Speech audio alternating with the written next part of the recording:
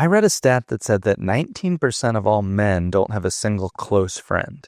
Dude. 15% for women. Crazy, right? Yes. Because now there's this loneliness epidemic. They call it a friendship recession. People are spending more time indoors on screens, things like that, which is totally fine. I'm not here to judge or to shame the technology. But I will say that having friends and relationships in my life, I found that the biggest benefits come from a wide network of acquaintances. Ladies and gentlemen, we're about to blast off. It's Wednesday. Nick Gray news. Nick Gray, author, entrepreneur, is in the house. Pivotal Moments podcast. Dude, this is something else. I'm excited to be here. Thanks for inviting me. Austin, represent. Do you do a lot of ones where it's like in person? Yeah. Okay, cool. All nice. in person. Oh, really? Yes, thankfully. Nice. Yeah. That's great. I like that, actually. I think it's a different vibe, so that's cool. Yeah, we've done the online thing, and yeah, the vibes just aren't really all that electric, for lack of a better term. Sure. I don't blame you. Wow. So let's kick it off, shall we? The listeners want to know. Okay.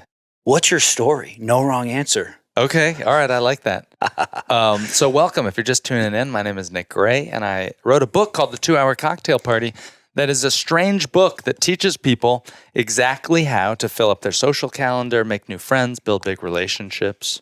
Real estate professionals such as yourself can use it for client events, or people new to town could use it to just host a simple housewarming party.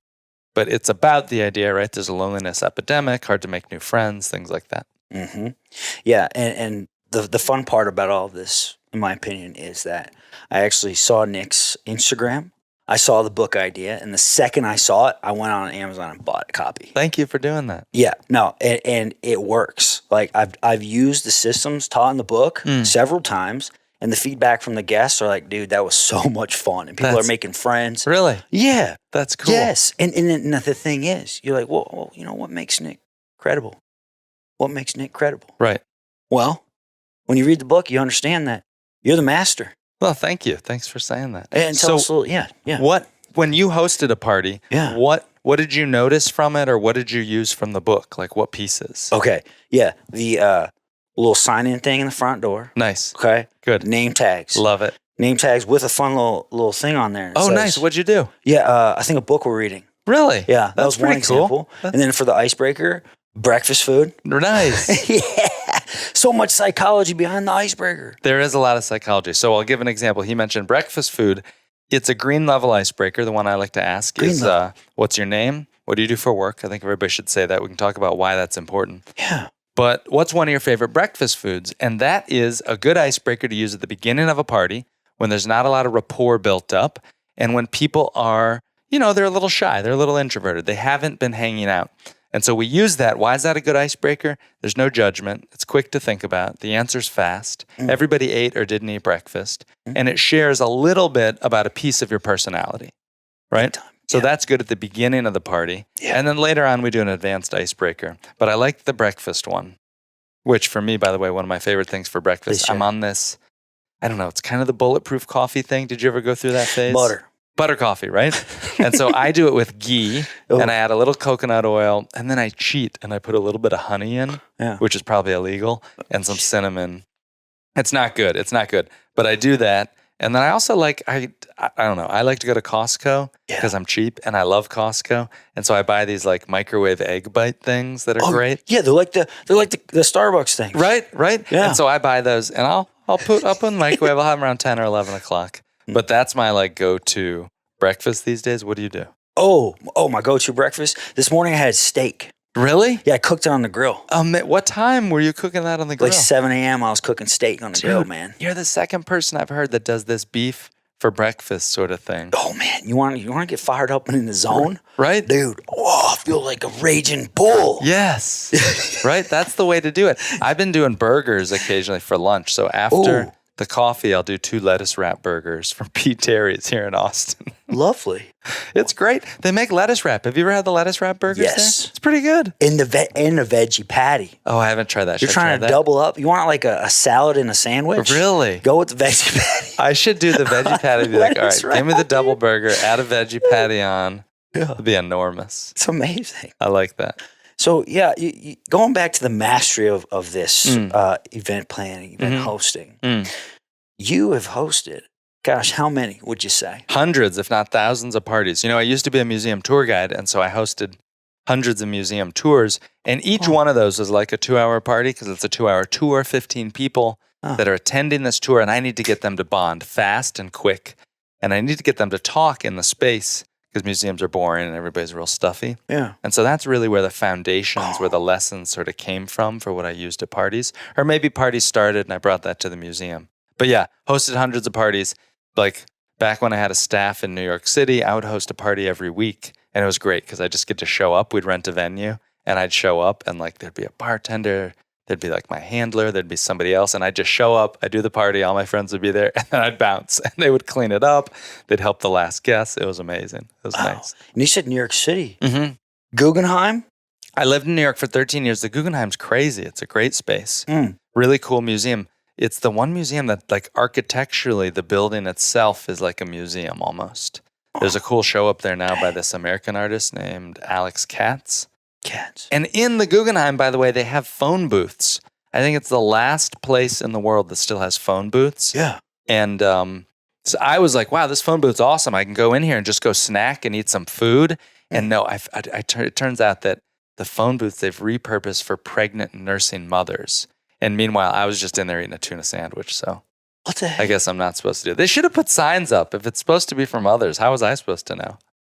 I don't even know where to start with that one. Meanwhile, I'm just in there filming TikToks on Instagram. I'm like, I'm in a phone booth. Well, how big's the phone booth? It's small. It's about the size of like 2 of these chairs. Oh. Yeah. Yeah, you could fit 1.5 people in there. Right? Okay. It's not too bad. It's weird, right? But I go to a museum and I notice the phone booths. I'm probably doing it wrong. Yeah. Oh.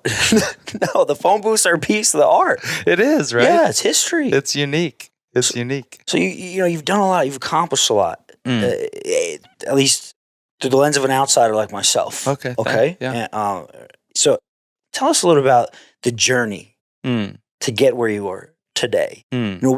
Has anything derailed you so much to where you almost said to yourself, you know what? I don't know if this is for me. I'm going to go back to doing X, Y, and Z. Something that's fresh on my mind, and I'll mention this because I think a lot of people deal with weird physical stuff. I had my book launch party, and I jumped off the bridge at Barton Creek. You know that bridge everybody jumps off? One. You know that one? You did that? I jumped off it. I'd never done it before. I said, I'm going to do it for my book launch. Yeah. And I jumped off and I landed funny.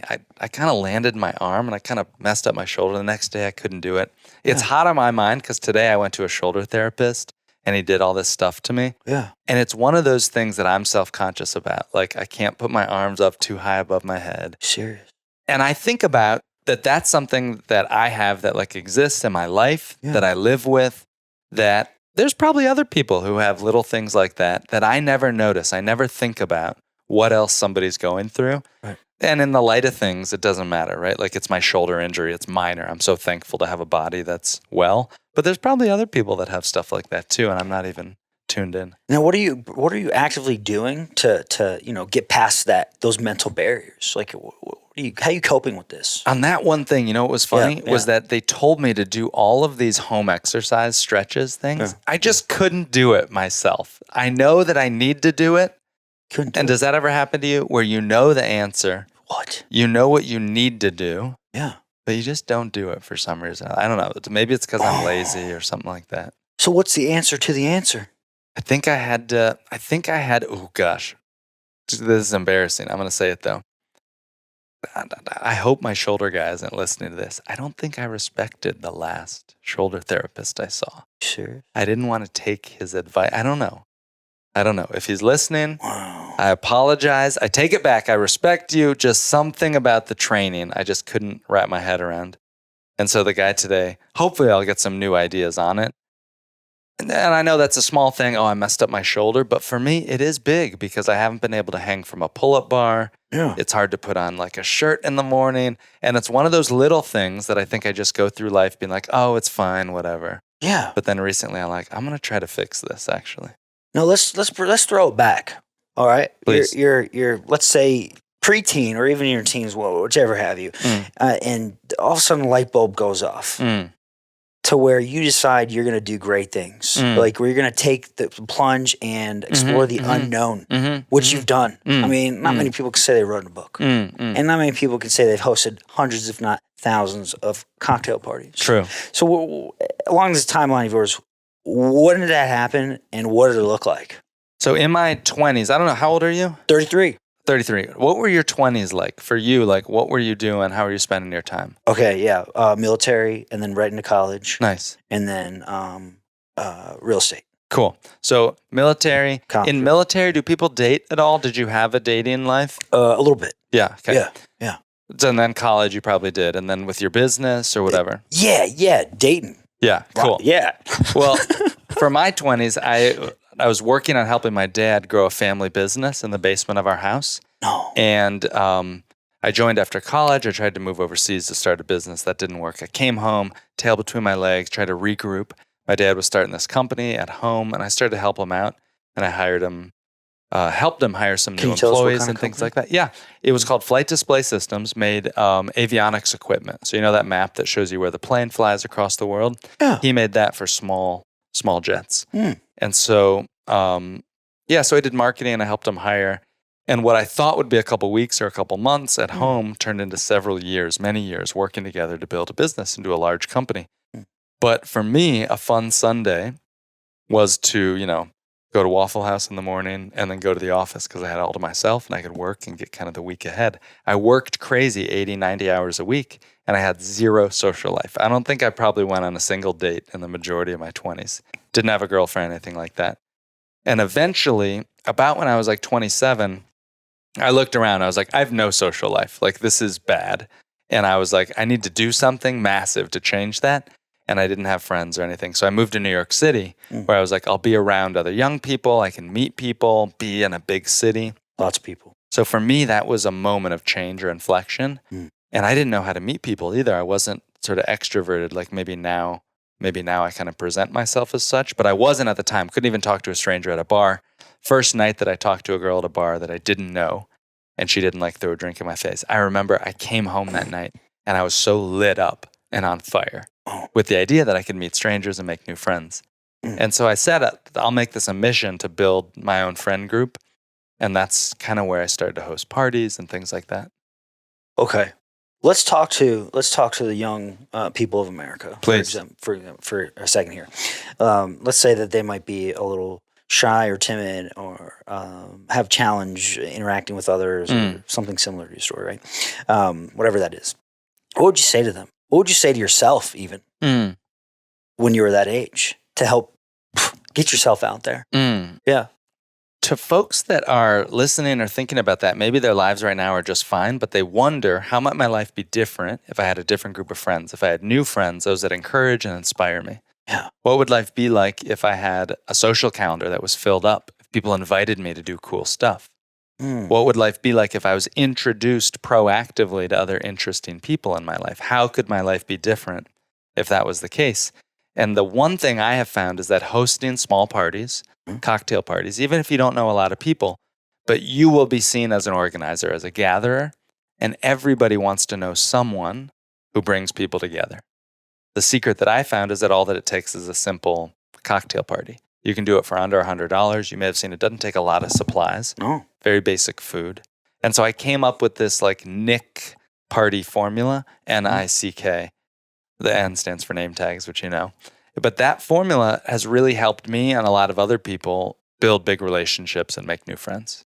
Okay. Now let's talk a little about the why behind that. Okay. What is building relationships and making new friends do for one in your perspective? These days, I read a stat that said that 19% of all men don't have a single close friend. Dude. 15% for women. Crazy, right? Yes. Isn't that wild? It's a lot of people. Yeah, it is a lot of people that don't have a single close friend because now there's this loneliness epidemic. They call it a friendship recession. People are spending more time indoors on screens, things like that, which is totally fine. I'm not here to judge or to shame the technology. But I will say that having friends and relationships in my life, I found that the biggest benefits come from a wide network of acquaintances. Being invited on a podcast like this, meeting interesting people, going to cool social events, comes through a healthy network of acquaintances Mm. who can introduce us to new job opportunities, businesses, romantic partners, things like that, all come about through that network of acquaintances. So if I were to encapsulate this in one word, would it be access? I like access. I think access is good. It's access to new people, new deals, relationships, jobs, career opportunities, Growth. growth as well. Wow. Talk about growth for a second. What kind of things are you doing in the personal development world for yourself? Things I know I should be doing. Oh my gosh, everybody tells you to meditate. Do you meditate at all? No. Me However, neither. Yeah. Shanji Ribeiro, Okay. 7-time world jiu-jitsu champion, came on here and told me that you don't need to be sitting like this and going like this to meditate. He said that you can be driving in a car Really? or you can be walking down the street. Nice. And it's all about like a mental state to where you're just totally relaxed kind of deal. I like that. Right? That's So pretty cool. thinking about that, have you meditated lately? I think I tried to meditate. Things that I should be doing or that I am doing, self-development, personal stuff. I'd like to read more. If we're thinking it's December at the time we record this, so we can think about some New Year's resolutions, I'd probably like to read more books. I'd like to read more books and less news. I'm a news junkie. I love news. Your Instagram handle. Yes, Nick Ray News. That's me. Where'd that come from? I think that I have something called a friend's newsletter, and I send it out quarterly to people that has interesting things I'm doing in my life, great books I've read, neat articles, the best business research, stuff like that. And so that Nick Ray News, sharing my friends' news, is big for me. I'm always thinking about what's news. Let's take a quick moment to shout out the people making big moves in real estate, the elite residential group at Keller Williams Realty. With over $90 million in sales volume and more than 300 families helped, they're one of the top real estate teams in Central Texas for a reason. Whether you're buying, selling, or just figuring out your next step, they make the process simple and centered around your priorities. Greg and his small team have been absolutely crushing the Austin real estate market, producing incredible numbers. He is always responsive, he's always on point, he never misses anything. I would highly recommend him for anybody looking to buy or sell in the Austin, Texas area. Hit the link in the description to book your free consultation. Wow. You said big. You just, a light bulb went off here. Let's talk a little bit about the big picture. Okay? Because you're doing a lot. You've done a lot. You're doing a lot. The future is bright. I hope so. Yeah. So tell us a little bit about the big goal here of where, what you're doing for yourself and for others. So right now, my goal is to get 500 people to read my book and host a party. Similar to you, you're one of those 500. And I'm hoping to get 499 others that will read my book. Actually, I got about 126 now that have read my book and sent me their group photo. And I talk to afterwards, and I keep a list of them online. Yeah. And the goal is, anybody can write a book these days, but can you actually do something that'll change people's lives? Can you write a book that people will take action on and actually help their friends meet more friends and things like that? Yes. Right? Yeah. So that's what I'm excited about. Getting to that 500 is a personal goal that everything I do kind of leads into that. Gosh, man, I feel like you're right around the corner from doing that. I'm trying. It's hard. It's hard because what happens is a lot of people will read nonfiction books to the point that they've got enough information. Yeah. And very few will actually, 1, finish it, 2, take action, and 3, follow up with the author. So that's what makes it a little bit hard. Wow.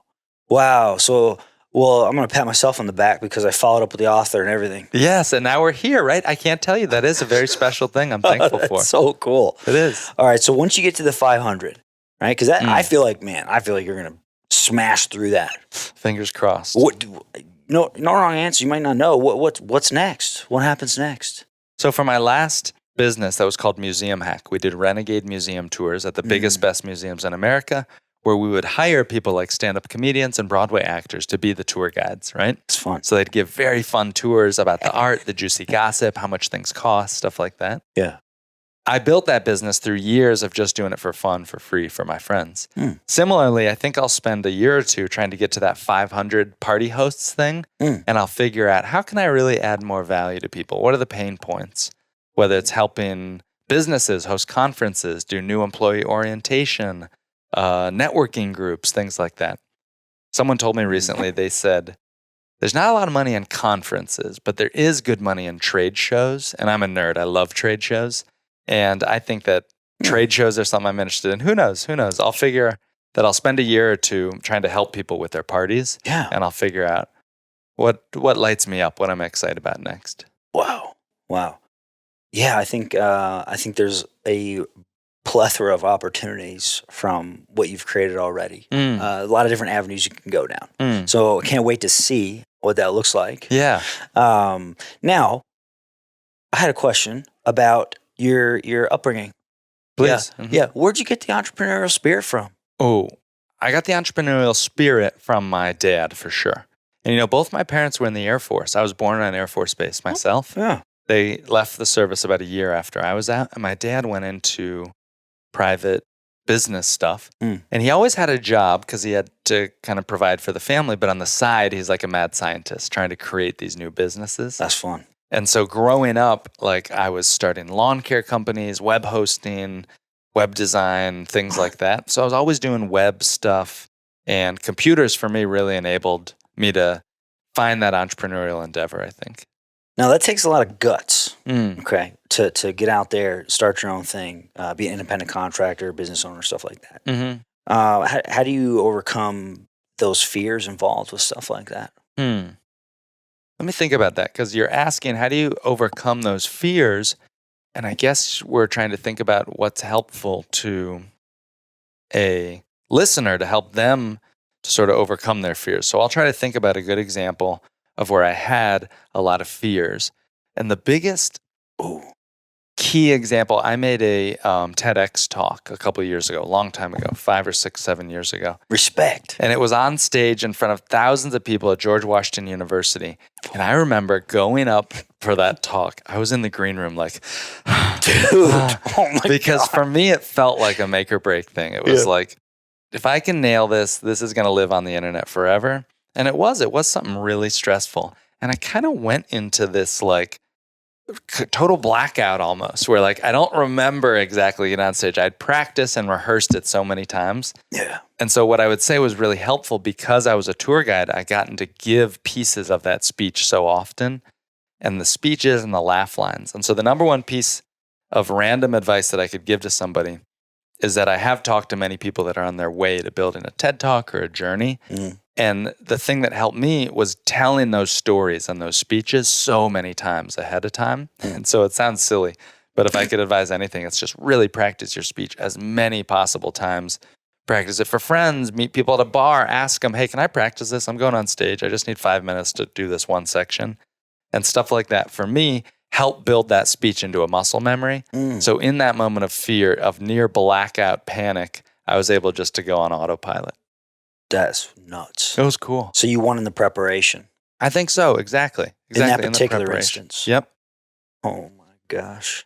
So, wow, what a fun ride you've was been cool. on so far. And what gets you excited these days outside of entrepreneur, outside of business? What really lights you up? I love talking to people the day after they host their first party and hearing them and that success and accomplishment that they have, where they feel like they leveled up in a life skill. Yeah. I get lit up by meeting other entrepreneurs like yourself, meeting new people. Have you ever met somebody recently that just lights you up, that just gives you that feeling of like, wow, they are so different. They look at the world so differently. Yeah. This guy. Yeah, nice. Behind the camera, behind the And you. microphone, for those that you're and listening my other business to. partners, I'm surrounded by them. Right? Let's go. That's Yeah. awesome. Yeah. No, but yes, keep going. And being surrounded by those types of people is very exciting. I like that. So I do think about that idea of, we are the sum of the 5 people that you spend the most time with. And so thinking about those people and being more careful of who I spend time with is something that lately I've been more motivated by. What else? I love doing my personal blog. I love doing personal publishing. I'm practicing with short form video, things like that. No, that's fun. It's And what do you do for Nick time? For me time, my Yeah. guilty pleasure is sometimes I'll watch YouTubes. I'll watch some videos online. What's me time? I love green tea. I love green tea more than anything. And so I drink this specific type of Japanese green tea. I've been thinking about going out to Hawaii. I want to go to New York City more. So I was in New York a couple weeks ago. And I love, my favorite type of food is this thing called Chinese hot pot. Have you ever had Chinese hot pot? I don't think so. It's basically like a stew that you mix yourself. It's a social thing. And we're here in Austin recording this. And there hasn't been a Chinese hot pot place here in Austin yet. But a new one just opened about 15 minutes north of downtown. Yeah. So I cannot wait to go check that out. What's the name of it? I think it's like Dude. Hot Pot or something. Hot You can Pot. find it online. Just I'll search Google for it. Hot Pot. Oh, man, that sounds good. Yeah, it's really good. So you like food? I like food. I like tasty food. Yeah. Yeah. Oh, my gosh. And I see you brought some stuff over here. I brought a notebook. I brought a copy of my book in case I have any little notes I want to write down. What kind of notes you got in that book? I carry this notebook around with me all the time. And the reason that I carry a notebook is that if somebody says something interesting, I try to write it down in the notebook. And why I don't write it down on my phone is that if I open my phone, I'm going to see a message. I'm going to get a notification. I'm going to see something that'll take me out of that present moment. And so by writing it down, it keeps me a little more focused and in state. Versus if I'm trying to send myself an email on the phone, something's going to take me out of it and I'll get sidetracked. Yeah. I'm not too good with paying attention. And it says Capital Camp on it. Capital Camp, yeah, that's a cool event that I went to. Where is it? Capital Camp was held in Missouri, and what was interesting about Capital Camp was the guy probably spent, I think we had to pay $9,000 for our tickets to go to Capital Camp. The guy probably spent $8,000 of that $9,000 on the food. And it was the craziest food, like, caviar and the craziest mussels flown in from Spain. He's a total foodie himself, and he just went all out on the food. It was wild. That sounds pretty fun. And what did you learn at Capital Camp? It was cool. Capital Camp is interesting. They bring together investors and entrepreneurs, and I met some really cool people there. That's cool. I think the people that I connected with and got to meet firsthand was like, for me, that's the best thing. You go to a conference like that and you meet one or two people that can make it worthwhile. And speaking of meeting people, I always ask this question. Who do you want to meet that you haven't met? Good question. Who would I like to meet? They're alive. They got to be alive. Yeah. Yeah. Someone that has to be alive. So one thing that I don't want to meet, someone I don't want to meet with someone would be that when somebody says to me, oh my God, Nick Ray, you have to meet my friend. They remind me just of you. You are so similar to them. And I say, why would I want to meet that person? I don't want to meet myself. I want to meet people that are different than me, right? Yeah. So I like meeting like other types of people. Good point. There's a guy whose name is Sam Korkos who runs a company called Levels Health. They do these blood patch monitors to help manage your blood levels. Connects to your phone? Yep. Okay. Sam is one of the most inspiring. I've met him and I've hung out with him, but it's a story to say that I like to meet people like him. He's one of the most dedicated and organized business owners and entrepreneurs. He has 6 personal assistants who work just for him full time. Yeah. To show the scale of like how he grows and scales his business. And he's also very thoughtful and present, hosts incredible dinner parties. So I like to meet other people that are hosting, that are gathering people to learn about their little ideas and their modules for what to do when you bring people together. Where's he live? Sam lives in New York most of the time. He just opened an office here in Austin. So he might be coming here. He could be coming here. And I've met him before. He's a good guy. Oh, you met him before? But I'm thinking like that's the type of person that I want to meet is people like Sam that are doing that type of stuff. I can't think of a specific person. I'm sure there's great folks that I'd love to meet. Just nobody comes to mind offhand. So people like him. Yeah. Okay. Now let's say somebody listens to this podcast 150 years from now. Right. And you want to send a message to that person to perhaps help them in one way or another. Curious to know what you would say to them. I talk to a lot of people and I tell them that, to host a gathering, I think hopefully we'll still be gathering in person 150 years from now. To host a gathering, you don't need expensive food or fancy decorations. You can do it with what I call the MVP, the minimum viable party. What's the easiest way that you can bring people together to gather? And I think 150 years from now, people will still want to gather. And I'd encourage them, don't think you need to serve food. Don't think you need to have a fancy bartender. You are enough, You can just bring people over for the idea of meeting other people. So it's probably a good idea. I'm almost guaranteed and willing to bet that they won't regret hosting a party. Wow. That's fired up. That is fired up. You're very clear on that. Yeah, I think so. You know something? We just went through an exercise today with our cameraman here, Eli. His life's definite purpose exercise. Nice. Because I feel like a lot of people go through life and aren't really sure what they're meant to do. Yes. You Many people. seem like you've got clarity on that. And that's empowering. Thank you. Thanks Yes. for saying that. Yeah. Thanks. I got that one number. I got that one thing. I love it. Yeah, the one thing. That's right. And how can people, let's say somebody wanted to meet you. What if you're on their bucket list? Because I bet your bottom dollar there is, because you're on my bucket list. And here we Nice. are today. Put it Thank there. you. Awesome. Yes. How can they reach out to you, perhaps? Great way is Yeah. to buy my book. You can listen to it on Audible. I recorded the Audible, which was a wild experience in studio. It was so much fun. Definitely buy the book. Yeah, it's pretty good. Yes. And host a party. I love to meet up with other people that have hosted parties. I love to be invited to people's parties. Yeah. I love to hear about people that are planning their party and stuff like that. Oh. And I'm kind of weird because I accept almost all phone calls. If anybody calls me, I'll say, "What's up? Who is this?" What do you Really? want?" Yeah, it's pretty weird. How do people get your phone number? I list it all over the internet. Yeah, You're pulling my leg again. it's true. It's true. I should have put it in my book, but yeah, it's all on my website and everything. What? Yeah, crazy. Man. You should try it. I recommend people put your phone number out there. What if it It's neat. says spam likely? Spam likely? I'll take it just fast. Who is this? Hang up. Yeah. All right, well, folks, you heard it here first. You heard it here first. Nick Gray. Yeah. Follow him on Instagram handle. At Nick Gray News, NEWS. Real proud of my stories. Check the stories out. Check the stories and the website for the book. Website of my book, you got to go to my personal website, www.nickgraynews.com. And then you can find my book. You can download a PDF there about a pre-party checklist if you're hosting an event soon. 11 things you got to do right now to make your party better. And the name of my book is The 2-Hour Cocktail Party, How to Build Big Relationships with Small Gatherings. Folks, I can personally vouch for this book. It helps. It will change your networking and party game. Gray Carlson, Pivotal Moments Podcast. Till next time, Austin. Cheers.